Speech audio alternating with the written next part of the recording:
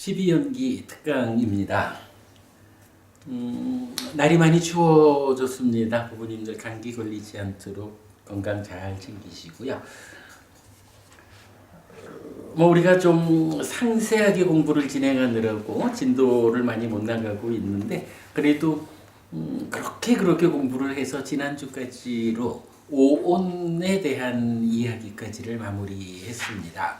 그래서 색수상행식 오온에 대한 두 가지 측면, 그러니까 어떤 것들이 쌓여 있는 것이냐 하는 구성의 측면에서 경전정의를 보았고요. 또 어떤 성질을 가진 것들이 색수상행식 각각일까? 성질의 측면에서 경전의 정의 함께 보았습니다.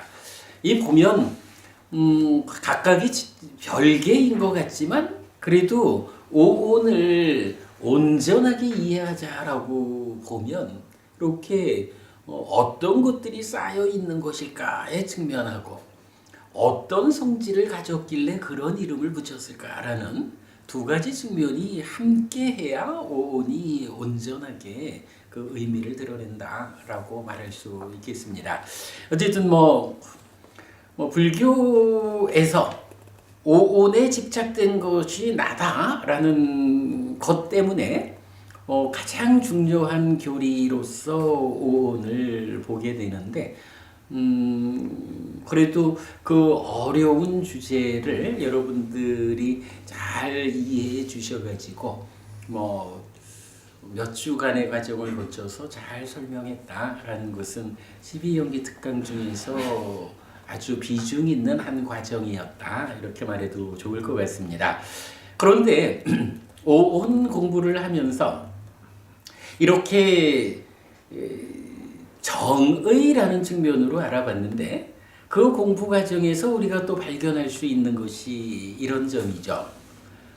색수상행식 5가지로서 내가 구성되어 있는데 그 구성 상태를 보니까 식이라고 하는 요 마음이 삶의 과정에서 어떤 그 삶의 과정에 어느 자리 어떤 역할을 담당하느냐 하는 것 때문에 심이라고도 불리고 의라고도 불리고 식이라고도 불리지만 이것은 우리 삶의 내면에서 심의 식의 과정으로 순환하고 있고 그 표면의 과정, 그 표면의 자리에서 색수상행이 순환하고 있더라.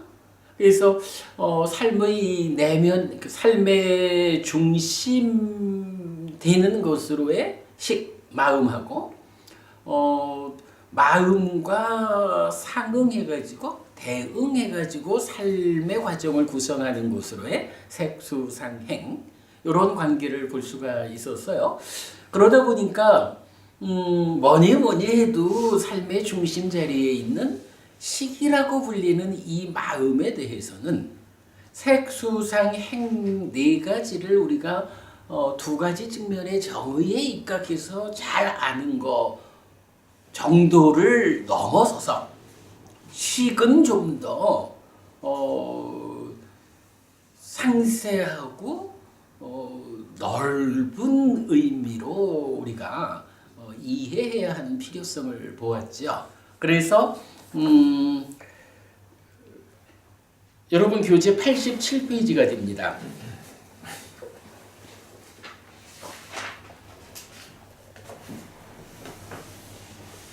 87페이지 보시면 오온의 정의 및 식에 대한 이해의 확장 이렇게 그림을 하나 그려놨는데요. 그간 공부를 통해서 오온이 정의가 되었고 그 위에서 식이라고 하는 삶의 중심을 차지하는 이 한 가지 요소에 대해서는 좀 더 확장된 이해가 필요하다라고 우리가 공부 방향을 잡은 거죠. 그래서 오늘부터는 아마 여기에 그래도 꽤 여러 줄을 우리가 공부해야 될 것 같습니다. 식이라는 것을 어느 만큼 더 확장해서 알고 가야 할 건가? 라는 부분이죠. 자, 기본적으로 이제 그림 보면 나는 유신인데 오치윤이다. 색수상행 식이 있다. 색수상행 각각이 구성의 측면과 성질의 측면 두 가지로 정의가 되어 있다. 식도 두 가지로 정의가 되어 있는데 이 식을 끌어내 가지고 다섯 분야로 좀 더 확장된 이해를 해보자. 그러면 식에 대한 이해를 우리가 웬만큼 내 마음이 무언지 이제 좀 알겠다라고 말할 수 있는 그런 이해에 도달할 것이다. 그런 측면으로 오늘부터 식에 대한 이해의 확장 과정으로 공부를 진행하도록 하겠습니다. 그래서 보면 식에 대한 5가지 확장된 이해를 1번 하면 뭐니 해도 식이라고 하는 거, 이 마음이라고 하는 거 무아다. 그죠? 마음이 무아라고 하는 이 부분부터 어쨌든 마음에 대한 이해 과정은 시작해야 한다. 그거죠. 그런가 하면 두 번째로는 육계라고 하는 교리가 있어요. 지수, 화풍, 공, 식이라는 6가지 요소죠. 이 6가지 요소의 식이라는 이름으로 한 자리를 차지하는 이럴 때에 육계라는 교리를 통해서 우리가 어떤 점을 좀 더 확장된 식, 확장된 삶에 대한 이해가 가능할까 그렇게 볼 거고요. 그 다음에 식하면 뭐니 해도 위자나띠 인식하기 때문에 식이다라는 건데 그간 공부 과정에서 제가 아주 많이 강조했던 거죠. 인식이라는 이 자리에는 하나의 인식 객관에 대해서 2개의 공동의 인식 주관이 있다. 1차 인식에서도 2차 인식에서도 인식 객관인 대상이 달라지지만 그 상태에서 인식 주관은 2가지가 함께한다라는 이 부분 좀 상세히 공부할 거고요. 그리고 나면 이제 그 다음 4번째 주제가 아마도 마음 이야기하면 여러분들도 가장 큰 관심이 여기에 있을 거예요. 십이라고도 의라고도 식이라고도 하는 3가지 이름으로 불리는 이 마음. 마음이라고 하는 하나의 공통성 위에서 어떤 차별을 가지고 있길래 다른 이름으로 불릴까? 근데 아까도 말씀드렸지만 식이라는 이 마음이 삶의 과정, 삶이 전개되는 그 과정에서 어느 자리에 어떤 역할을 하는 것일까에 따라서 심이라고도 의라고도 식이라고도 다르게 불리는 이 내용. 심의식의 차별성을 보완하지 못하고는 삶을 이해할 수 없다.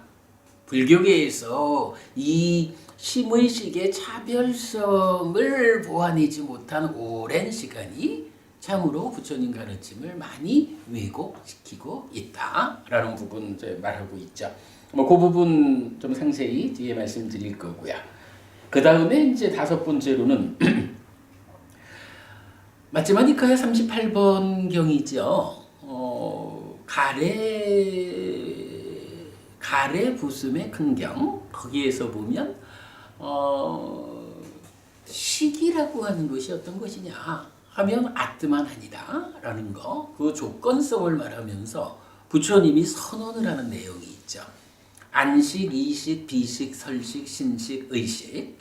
안과 색을 조건으로 안식이 있다. 내지 의와 법을 조건으로 의식이 있다라는 요 6가지 조건 관계를 배제한 그 6가지 조건 관계 밖에 다른 곳에서는 식은 생겨나지 않는다 라고 해서 식이라고 불리는 마음은 안식 내지 의식의 6가지 밖에는 없다라고 부처님이 선언하는 거. 이 부분도 사실은 우리 마음을 이해하는 데 있어서 놓쳐서는 안 되는 중요한 주제죠. 그렇게 5가지 측면에서 공부를 진행해 나가도록 하겠습니다. 공부 과정에 포함되어 있습니다만은 제가 재작년인지 85년인가 6년인가 부산 불교 방송의 뭐 주말 특집 해피 스님의 마음 이야기란 프로에서 10시간 동안 강의한 내용이 있어서 뭐 해피 스님의 마음 이야기라는 이제 책을 만들어서 그때 출판을 하지는 않았지만 한 800부 정도를 나눠드렸어요. 근데 그 책이 좀 뭐 라디오 방송에서 마음을 이야기해보자 하는 거니까 하여간 저로서는 가장 쉽게 아주 평이한 이야기로 해보느라고 했지만 그래도 어려웠죠. 그 글 중에서 이렇게 마음이라는 것을 그 책에서 짚어본 마음 이야기 중에 한 가지를 소개하는 걸로 이 주제를 시작하려고 합니다. 자, 뭐 짧은 이야기지만 이런 이야기를 했었어요. 자, 어떻게 생각하세요? 마음이 가지는 가장 중요한 특징은 무엇일까요? 중요한 의미죠. 마음이 가지는 가장 큰 특징은 무엇일까요? 뜻밖에도 마음은 마음 자체로서는 의미를 가지지 않는다는 것입니다. 마음에 대해 아무리 깊은 탐구를 한다 해도 마음은 마음 자체로서 독립된 의미를 가지고 자기를 드러내지 않습니다. 생겨나는 것이기 때문에 마음 역시 스스로 독립적으로 존재하는 어떤 것이 아니기 때문이겠지요. 그렇다면 마음은 어떤 경우에 의미를 가지고 어떤 형태로 자기를 드러내는 것일까요? 부처님 가르침에 의지해서 마음을 이해하는 가장 중요한 내용이 바로 이것이라고 해야 할 것 같은데요. 마음은 몸과 함께 할 때 비로소 의미를 가지게 되고 몸의 영역 안에서 자기를 드러낸다는 사실입니다. 그리고 이런 사실은 자연스럽게 나는 누구인가? 라는 이어지는 질문을 부르게 됩니다. 라고 마음이 가지는 가장 중요한 특징을 뭐 해피 스님의 마음 이야기에서 표현을 해봤는데요. 뭐 이런 표현도 또 뭐 좀 비판적으로 말을 하자면 아니 쉼이라고도 의라고도 식이라고도 하는 이름으로 마음을 표현하고 있지 않느냐 이렇게 만약 질문을 한다면 뭐 우리가 좀 애매함을 말할 수 있지만 뭐 여기서 일단 말하는 내용은 나는 누굴까라고 나의 삶을 이해하기 위해서 내가 몸과 마음으로 구성되어 있는 것인데 나를 구성하는 것으로의 이 마음이라는 것이 몸과는 상관없이 몸은 여기에다 두고 마음 혼자 저기 가서 어떤 일을 한다거나 이런 몸으로부터 독립되어 가지고 마음 스스로의 어떤 영역을 존재성을 가지는 그런 일은 삶에는 없다. 라는 부분을 말하는 거예요. 물론 뭐 우리가 이제 그 삶을 이야기하다 보면 따까라고 해서 마음 안에 있지만 마음과 함께 작용하지 않는 뭐 이런 영역을 말할 수가 있죠. 그 부분은 이제 여기서 소개한 내용하고는 조금 이제 관점을 달리해서 몸 안에 몸과 함께 나를 구성하고 있는 이 마음의 작용의 측면에서 몸과 함께 하지 않는 인식 과정, 행위 과정이 있다. 이렇게 말하는 거니까 구분해서 이해를 하면 좋겠습니다. 자, 일단 뭐 이렇게 시작을 했고요. 이제 교재로 들어가 보겠습니다. 한 페이지 넘깁니다. 88쪽이요. 3. 식에 대한 이해의 확장. 인식하기 때문에 식이라고 불립니다. 그래서 아는 마음인 식은 마음을 대표합니다. 행위하는 마음인 심은 식이 인식의 과정을 통해 몸집을 부풀린 것이고 의는 심이든 식이든 몸과 함께 작용할 때를 지칭하는 이름입니다. 그래서 심이라고도 의라고도 식이라고도 불리는 이것의 중심은 식입니다.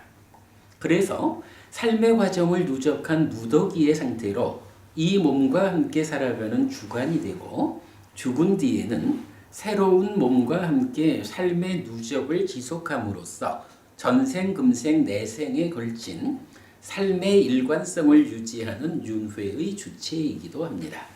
물론 매 순간의 삶을 누적하며 변화, 연기하는 것이기에 고정된 것 또는 본질은 아닙니다. 그래서 무아죠. 이 표현에서 이제 무아라는 말도 연기라는 말도 들어있고 그러한 무아이고 연기하는 식이 윤회의 주체다라는 부분을 설명하고 있습니다. 표현하자면 불교는 식에 대한 암과 식에 속한 문제의 해소를 위한 가르침이라고 할 수도 있습니다. 어떻게 생겨나고 어떤 변화의 과정을 거치고 그 결과로 중생 세상에 머물고 쌓여서 그 누적된 삶의 과정을 담고 있는지, 그리고 어떻게 다시 새로운 식을 생겨나게 하는지의 설명입니다.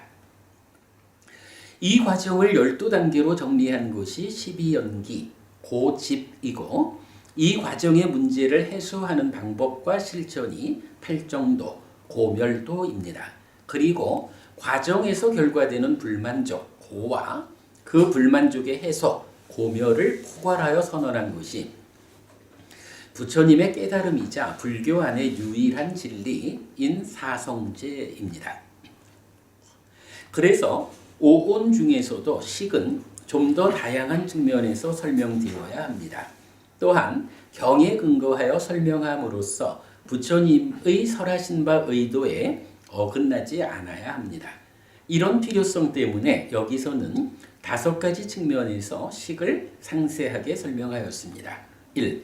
식은 무하다. 2. 육계. 3. 인식의 특징, 공동주관과 인식의 두 자리. 4. 심의식.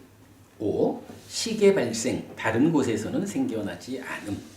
예, 앞에 표 이렇게 정리해 본 거고요. 자, 그 중에 이제 5가지 중에 1번 식은 무하다라는 내용으로 들어가겠습니다. 35번 상류따 187번 우다이경에서 아난다 존자는 몸처럼 식도, 이렇게 식도 무하다라고 공표하고 전달하고 선언하고 시작하고 드러내고 분석하고 해설하는 것이 가능한지 묻는 우다이 존자에게 그것이 가능하다고 답하고 이렇게 설명합니다. 그래서요, 식은 무하다라고 말하는 게 사실 뭐 우리가 식은 무하라고 알죠. 충분히 그 공부를 해서 알고 있는데, 그래도 기왕이면 경에서 식은 무하야 라고 이 부분을 주제로 직접 설명하는 경이 있으면 좋겠다라는 것 때문에 우다이 경을 소개하고 있습니다. 도반이요, 안과 색들을 연하여 안식이 생깁니까? 그렇습니다. 도반이요. 도반이요, 안식의 생김을 위한 원인과 조건이 모든 것에 의해 모든 방법으로부터 모두 남김없이 소멸된다면 그래도 안식이 선언될 수 있습니까? 아닙니다. 도반이요. 이런 방법에 의해서도 세존에 의해 선언되고 분명해지고 알려졌습니다. 이렇게 식은 무하다라고. 도반이요, 이제 점점점이니까 이제 생략기법이죠. 설과 미들을 연하여 설식이 생깁니까? 그렇습니다. 도반이요. 도반이요, 설식의 생김을 위한 원인과 조건이 모든 것에 의해 모든 방법으로부터 모두 남김없이 소멸된다면 그래도 설식이 선언될 수 있습니까? 아닙니다. 도반이요. 이런 방법에 의해서도 세존에 의해 선언되고 분명해지고 알려졌습니다. 이렇게 식은 무하다라고. 도반이요, 의와 법들을 연하여 의식이 생깁니까? 그렇습니다. 도반이요. 도반이요, 의식의 생김을 위한 원인과 조건이 모든 것에 의해 모든 방법으로부터 모두 남김없이 소멸된다면 그래도 의식이 선언될 수 있습니까? 아닙니다. 도반이요. 이런 방법에 의해서도 세존에 의해 선언되고 분명해지고 알려졌습니다. 이렇게 식은 무하다라고. 아무튼 경은 그렇게 말하는 거죠. 몸처럼 식도 무하라고 선언이 됩니까? 하니까 이렇게 선언되고 있습니다. 여기서 이제 소멸이라는 것이 무엇일까? 이런 부분은 우리 뒤에 공부하기로 하겠습니다. 여기서는 기본적으로 번뇌가 부서짐으로써 무명이 버려지고 명이 생겨나는 것을 소멸이라고 한다. 그 연장선 위에서 인식의 공동 주관으로 참여하는 욕탐. 이 욕탐이 번뇌의 영향에서 벗어남으로써 더 이상 인식 과정에서 외입절을 왜곡시키지 않는다. 니미따가 만들어지지 않는다. 이런 부분이죠. 요거를 이제 소멸이라고 하니까 나중에 더 보기로 하고요. 자, 계속 봅니다. 예를 들면 도반이요. 심재를 바라고 심재를 구하고 심재를 찾아다니는 사람이 날카로운 도끼를 들고 숲에 갈 것입니다. 그는 거기서 곧게 서고 새로 돋은 거대한 높이의 까달리 나무, 열대 파초의 일종 줄기를 볼 것입니다. 그는 뿌리를 자를 것입니다. 뿌리를 자른 뒤에 꼭대기를 자를 것입니다. 꼭대기를 자른 뒤에 가장자리를 제거할 것입니다. 그는 거기서 중심을 둘러싼 부분, 겉제목도 얻지 못할 것입니다. 어디에서 심재, 속제목을 얻겠습니까? 이와 같이 도반이요. 비구는 육촉처에서 아도 아에 속한 것도 관찰하지 않습니다. 이렇게 관찰하지 않는 그는 세상에서 아무것도 붙잡지 않습니다. 붙잡지 않으면 갈망하지 않습니다. 갈망하지 않으면 스스로 완전히 열반합니다. 태어남은 다했다. 범행은 완성되었다. 해야 할 일을 했다. 다음에는 현재 상태가 되지 않는다. 라고 분명히 합니다. 경운전, 우다의 경우는 이제 이런 방법으로 식이 무하다라고 설명해주고 있습니다. 자, 파초의 껍질을 벗기며 그 심재를 찾고자 해도 파초에서 심재는 찾을 수 없습니다. 시작부터 끝까지 모두가 껍질들이 쌓여 있는 것이기 때문입니다. 식도 그렇습니다. 연하여 생겨난 것들이 쌓여 있는 무더기일 뿐이지 그 안에 연하여 생겨나지 않은 것으로의 안은 없는 것입니다. 우리 지난주 공부 좀 감안해서 한번 보자면 연하여 생겨난 것들이 쌓여 있는 무더기다. 식온이 식이라는 무더기가 연하여 생겨난 것들이 쌓여 있다 이랬거든요. 그러면 여기서 연하여 생겨난 것들은 어떤 것을 무엇을 말하는 걸까요? 이게 이제 그 누적된 식이 몸과 함께 내입처가 돼가지고 외입처를 인식해서 식을 새끼치죠.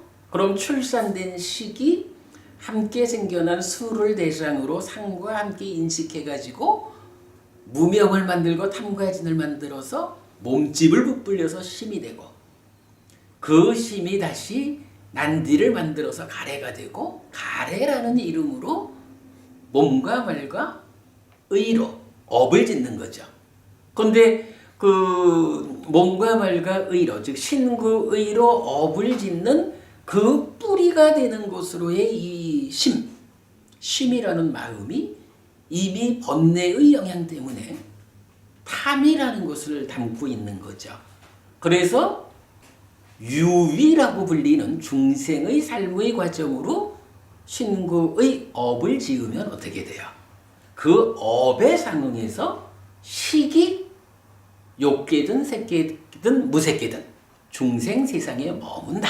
이렇게 표현한 거죠. 지난주 보았지만은 상이 잠재한다라는 것과 식이 머문다라는 이 업의 두 갈래 결과를 보았잖아요. 이랬을 때 바로 이렇게 그 업의 오염에 의해서 중생 세상에 머문 것, 그 머문 식들이 쌓이는 거죠. 머문 식들이 쌓여 있는 것으로의 식의 무더기. 이게 식온이다.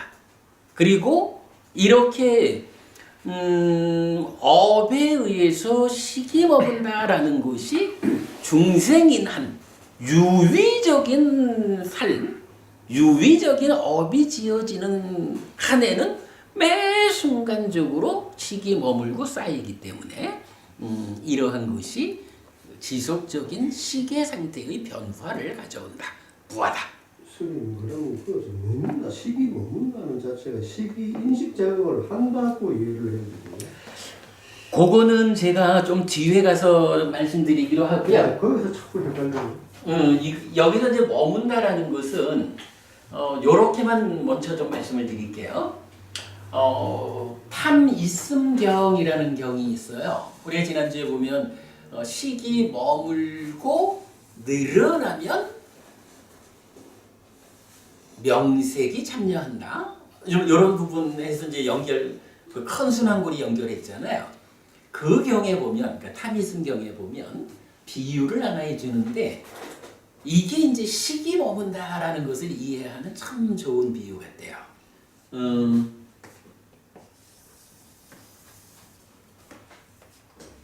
물이 있어요. 뭐 호수라 해도 좋고 바다라 해도 좋고 여기에 땅이 있어요. 땅 위에 집이 하나 있어요. 요런 구조에 이제 아침에 동쪽이에요. 동쪽에서 햇볕이 동쪽을 향해서 난 창을 통해서 햇볕이 들어오잖아요.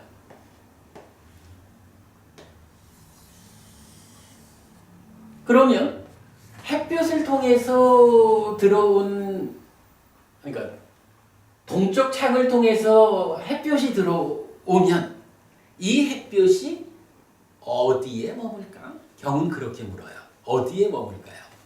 서쪽 벽에 머물겠죠. 그죠? 동쪽 창을 통해서 들어오니까. 서쪽 벽에 머물거든요. 그런데 만약에 여기에 벽이 없어요. 뭐 창이 났든 뭐 어쨌든 벽이 있을 때는 이 햇볕이 서쪽 벽에 머물렀거든요. 근데 벽이 없으면 어떻게 되나요? 통과하겠죠. 통과해가지고 어디까지를 가겠죠. 뭐. 그러면 서쪽 벽이 없으면 어디에 머물죠? 땅에 머물죠. 이게 이제 머문다라는 게 보면은 햇볕이 쫙 비치면은 밝으면서 따스하잖아요. 어쨌든 우리가 햇볕이 머문다라는 표현을 할 수가 있잖아요. 딱 오는 거죠. 그런가 하면 이게 기울기를 달리한다 할까? 뭐 아니면 땅을 좀 파냈다든가. 땅이 없어요. 땅이 없으면 어떻게 되죠? 예. 이게 더 어쨌든 막히지 않으니까 더 나가겠지 뭐. 그러면 이 과정을 보면 1번 서쪽 벽에 머물렀거든요. 서쪽 벽을 어떤 형태로든 벽을 터버리면 2번 땅에 머물렀거든요.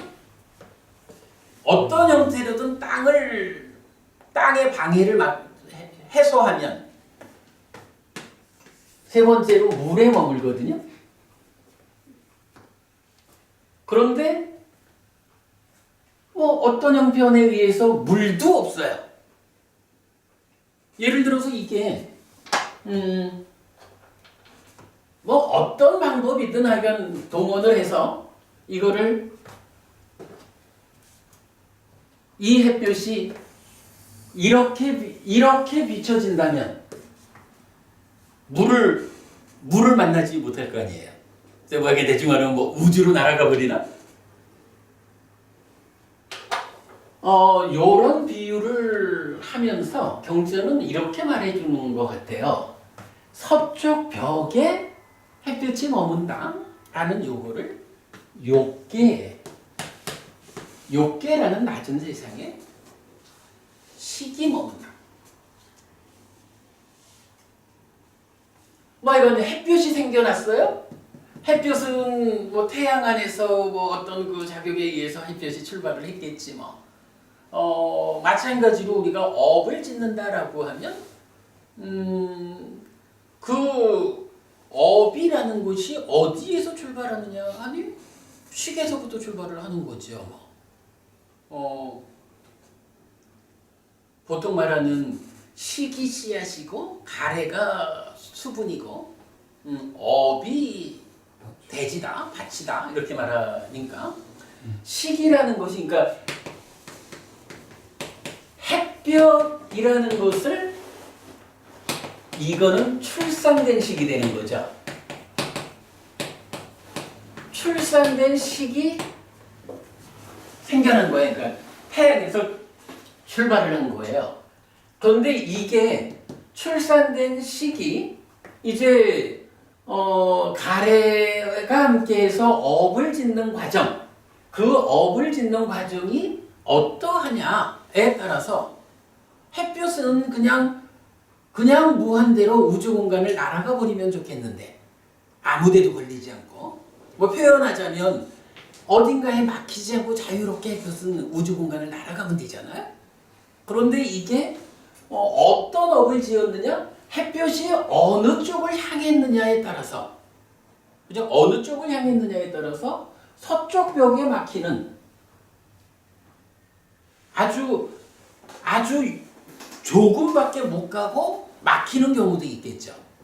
그렇게 막혔다 하면 요 자리에 햇볕이 머문 거야. 햇볕이 머물어서 요 자리를 따뜻하게 비춰주는데 그것이 비유적으로 식이 서쪽 벽에 해당하는 욕계에 머물렀다. 이렇게 표현을 하는 거예요.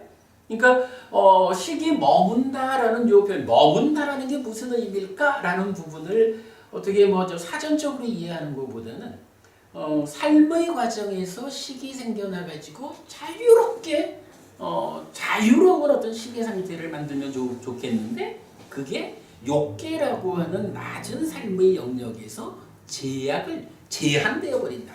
제약당한다.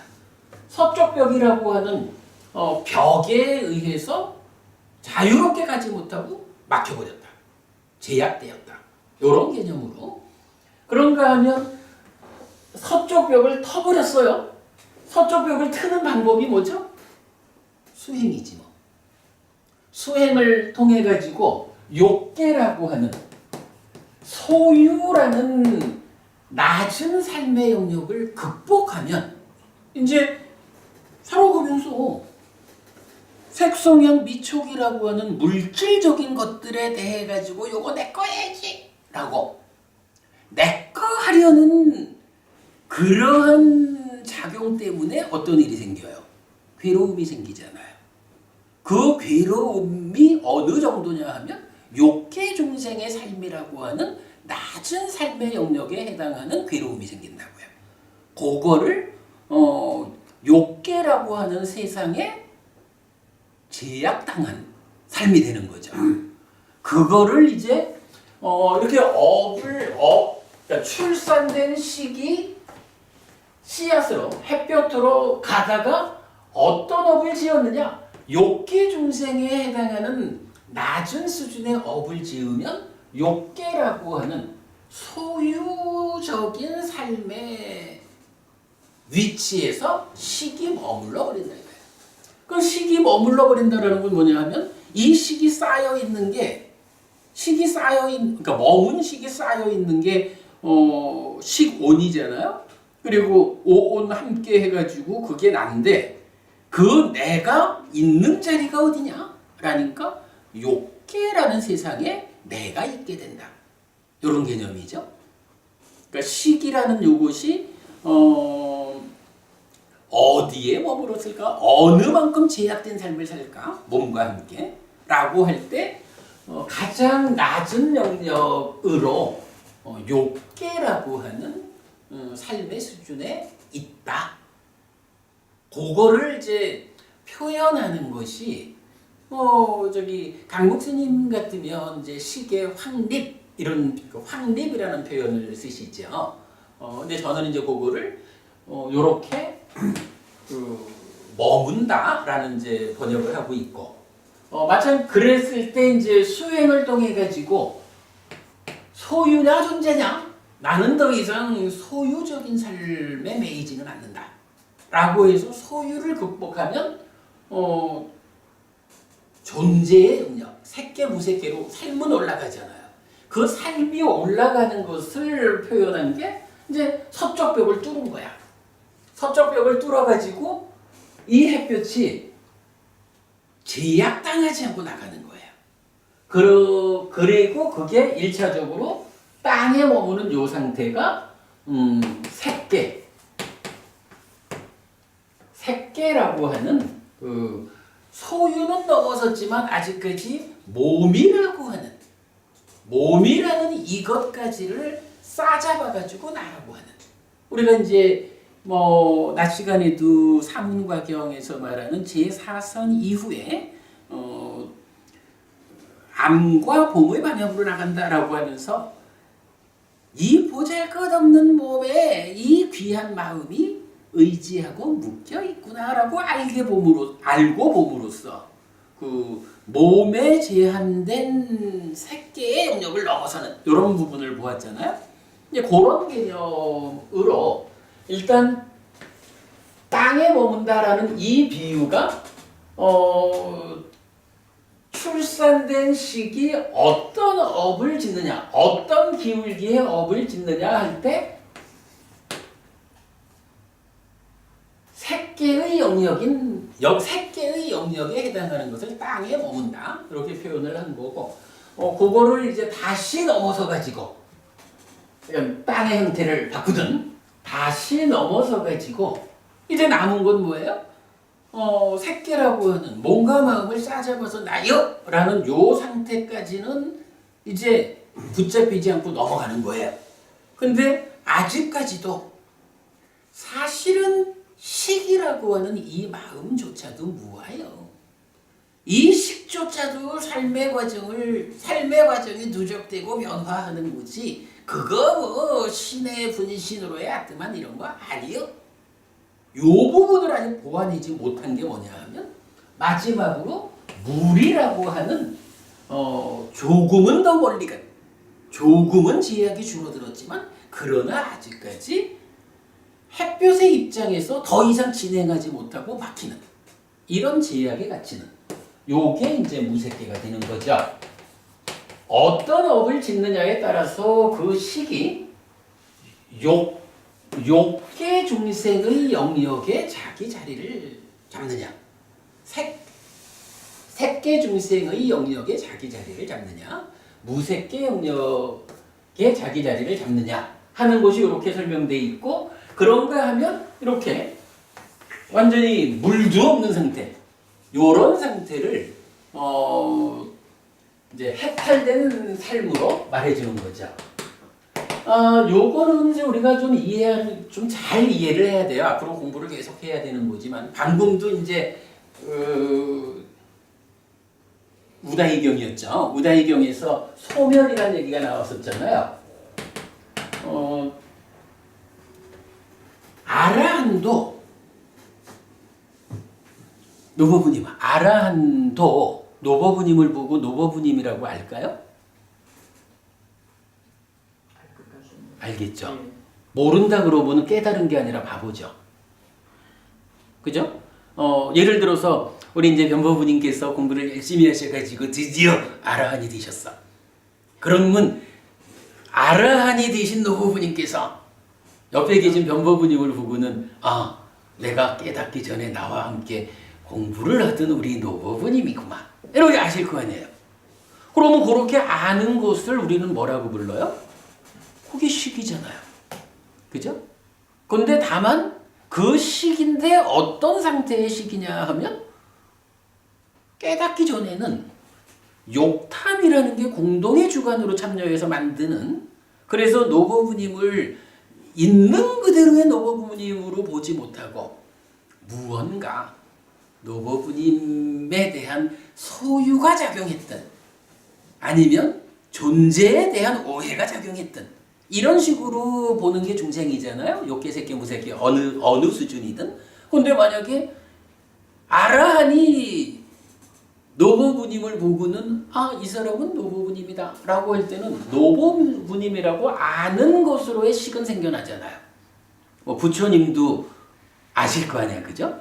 그런데 그 식의 상태가 어떠냐 하면 전혀 욕탐이라는 것에 의해서 대상을 왜곡해서 보지 않게 되는 거죠. 그러한 상태를, 그러니까 식이라는 것이 욕계에 해당하는 식도 있고 색계에 해당하는 식도 있고 무색계에 해당하는 식도 있는 거야. 보고 아는 게. 그래서 그걸로 행위하는 게. 그런데 공부를 잘해가지고 해탈하면 아라한이 되면 역시 대상을 보고 안다고요. 그럼 대상을 보고 아는 그거를 식이라고 말하지 않고 다른 거라고 말할 수는 없거든요. 근데 그 식은 어떤 식이냐? 표현하면 소멸된 식이라. 그 소멸된 식이라는 게 뭐냐 하면 어디에도 제약당하지 않는 식이야. 뭐 이런 의미로 물에도 막히지 않고 자유롭게 나아가는 햇볕으로 비유된 이런 거거든요. 이게 사실은 굉장히 어려운 질문입니다. 우리가 이렇게 업이 얼마만큼 오염됐느냐에 따라서 식이 머문다라고 말은 하는데 머문다라는 것의 구체적 의미가 무엇냐?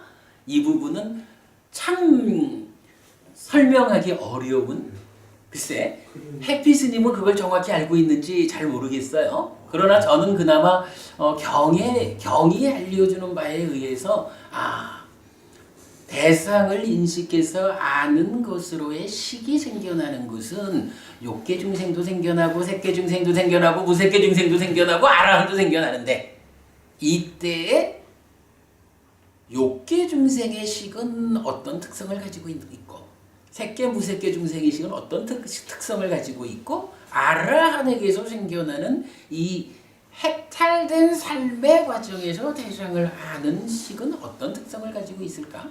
이 부분을 부처님은 뭐 확립한다라고 말해도 좋을 거고 식이 머문다라는 말로 표현을 하는 거죠. 그게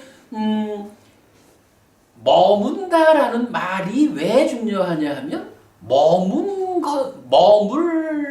머물러진 결과물로의 식이 쌓인 것이 식온이라고 하는 내 마음이기 때문에 이렇게 머문다라는 말은 우리가 가볍게 볼 수 없는. 근데 이거는 하여간 구체적으로 그게 뭔데? 라고 질문을 하시면 뭐 저로서는 이 정도 답변밖에는 아직은 더 할 수 없을 것 같아요. 그런데 안경에 보는 것들 중에 식이 방금 이야기한 이 이제 물장소가 있어야 욕탐이 없으면 머물고 있고 욕탐이 가하면 정식을 한다. 그런데 식이 어디에 머무느냐? 색수상행에 머문다. 분명히 타결에 바다가 나오거든요. 그거는 요 내용하고는 조금 다른 부분의 이야기입니다. 예, 그래서 그러니까 어제 공부를 하다가 알고 있다가 보니까 네. 자꾸 식이 머무다 먹는다니까. 저게 비싼 거예요. 우리가 이제 뒤에 가면은 그 식이 머무는 자리를 사식주라고 하면 결국은 아까도 우리가 말했지만 식이라는 것은 심의식의 형태로 순환하지만 삶의 내면에서 내 삶의 주체가 되는 것으로의 마음이잖아요. 그런가 하면 이 마음이 인식을 하든 행위를 하든 어떠한 삶의 과정으로 전개되는 것은 색수상행이라고 하는 나머지 네 가지 온과의 관계로서 삶이 진행되잖아요. 그래서 색수상행 네 가지에 대해서 인식하고 행위하는 거기 때문에 식은 어떤 식이 있습니까? 색을 인식한 것으로의 식이 있습니다. 그러면 이것은 식이라는 것이 생겨났는데 어디에 있어? 색을 인식한 거기 때문에 그냥 색을 인식하는 것으로의 이 마음, 요거를 색에 머문 식, 요런 식으로 식의 대상이 되는 것을 색수상행 해가지고 이 사식주 네 가지 식에 머물 자리 이렇게 표현을 하고, 그런가 하면 여기에 식에 머무면 또 뭐 칠식주 구처, 칠식주 이처 이렇게 나오죠. 그래서 초선 아니지? 예, 그래서 이제 그 욕계, 색계, 무색계 이 전체 과정으로 그렇죠. 이렇게 이제 욕계, 색계, 무색계라는, 그러니까 대상이 색수상행 어떤 거냐라고 해서 사식주가 있고, 그게 어느 정도 삶의 질적 수준으로 식이 머무느냐, 식이 자리하느냐라는 것이 이제 칠식주 이처 이렇게 되는 거죠. 비상비비상처하고 또 하나가 뭐 무상유정처, 그렇죠. 뭐 이런 식으로 이제 설명되잖아요. 그러니까 여기서 설명드린 거는 그 칠식주 이처의 측면에서 설명드렸다라고 봐야 될 거고. 뭐 어쨌든 이제 이 부분은 제가 그 사실 뭐 준비 없이 설명드리기에는 좀 어려운 주제인 것 같아요. 뒤에 한번 우리가 좀 더 상세히 공부하기로 하고요. 한 이런 정도. 그러니까 가장 중요한 개념은 이거예요. 그러니까 아라한의 마음은, 해탈된 상태의 마음은 아무데도 막힘없이 나아가는 햇볕의 비유가 됐다. 그러니까 머문다라는 개념은 이렇게 욕계만큼 제한된 삶의 수준, 그때의 마음, 색계만큼 무색계만큼 제한된 삶에 해당하는 마음이 있는 자리, 뭐 이런 정도로만 좀 보고 넘어가겠습니다. 이 부분은 뒤에 좀 더 공부해가지고. 자, 그렇게 봤고요. 이제 마지막 문단. 식을 이해하기 위한 근본은 바로 이것입니다. 삶의 과정, 즉 마음이 몸과 함께 세상을 만나는 과정에서 생겨나 머문 것이 쌓여 있는 것일 뿐입니다. 요 내용이죠. 이런 무더기가 몸, 명색과의 서로 조건됨의 특성 때문에 쌓임의 과정, 즉 변화의 연장선상에서 윤회하는 것입니다. 오직 연기된 것일 뿐 삶의 과정 그 안에는 어디에도 어떤 것이라도 아는 없습니다. 그래서 무아입니다. 연기된 것으로의 무아인 식, 이렇게 이제 정리를 해봤어요. 자, 일단 식에 대한 이해 확장의 첫 번째 주제, 식은 무하다라는 거 이렇게 정리를 했고요. 자, 요걸 놓고 좀 재밌는 이야기를 좀 하나 오늘 남은 시간에 보려 합니다.